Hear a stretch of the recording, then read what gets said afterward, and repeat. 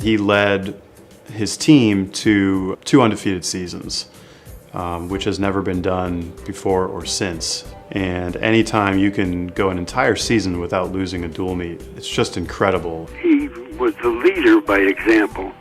It was because of George that a lot of this happened, and he was highly respected by his teammates. A new stroke was being invented, really.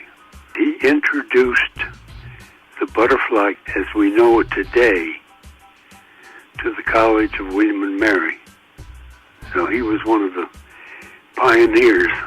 And as you know, once he got into the water, he proved to us that he, for his time and place, was the best butterflyer probably within a several state area. Heck, I could have taken a George Collins and said, George, I want you to swim the 100 fly, the 200 fly, the 200 IM, and by the way, how are you? Think you're up to the 400 freestyle, or would you like to be in the freestyle relay or the medley relay? And I'm sure Coach Jensen back then was pretty excited to have someone as versatile as George to be able to hold a school record in the 100 butterfly and then go all the way up to the 1,000 freestyle. I mean, that event is 10 times longer than the 100 butterfly, and it's a different stroke. And then you throw in the 200 IM, which encompasses all 4 competitive strokes. So to have someone that's that versatile and can be at the top of his game and the top of school history in multiple different events is something that you don't ever see. So the fact that George was doing so well inspired not only others who were on the team, but people who came and watched, or people who were considering coming to William Mary. And kid looks and says, hey, Dad, Mom, I think I'd like to go to William Mary. In the sport of swimming, records are broken every year.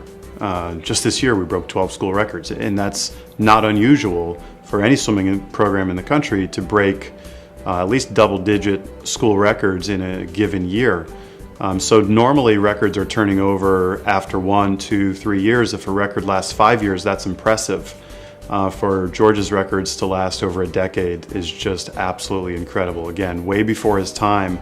I think he set William & Mary Swimming on a course for success that we're still enjoying today. George, congratulations on being a new member of the William & Mary Athletics Hall of Fame. You typify what William & Mary and the William & Mary Athletic Hall of Fame looks for in its membership. We thank you for all you did for us.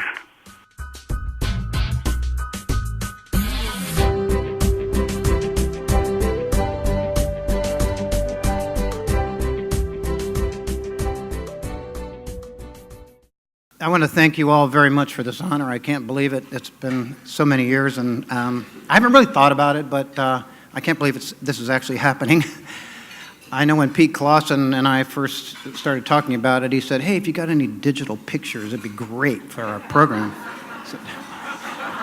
68, 69 digital pictures. No. But anyway, I really want to thank, for my years of swimming here, Dudley Jensen, who was a great coach. He oversaw the whole program. I also want to thank Wally Riley. They're no longer with us, but Wally was a Korean War vet, and he was a drill sergeant. Some of you probably knew Wally. He was just a great guy, heart of gold, and he was our humor on the team. And then the third coach, who doesn't get much recognition at all, was Wade Harrison, and he was there when we were there. And Wade ran our practices, and he really motivated us. We swam for each other, and we did a little thing. Wade said, I want you to pretend there's an opponent in the lane right next to you during practice, and you've got to beat him. You know, when you're swimming, you know, it's pretty, you know, you're in your lane, you're doing your thing. But so one of the guys, Bill Robinette, said, oh, like beat Irving. And everybody said, yeah, and it hit. We all had T-shirts made, Beat Irving, and it really pushed all of us on the team to beat Irving in that lane next to us during practices, and it was a really inspiring thing. And of course, there were so many good things that happened. But I'd also want to say that I've made some great decisions in my life. I've made some bad decisions in my life. But the best decision I ever made in my life was marrying my wife, Madeline, William and Mary, class of '73.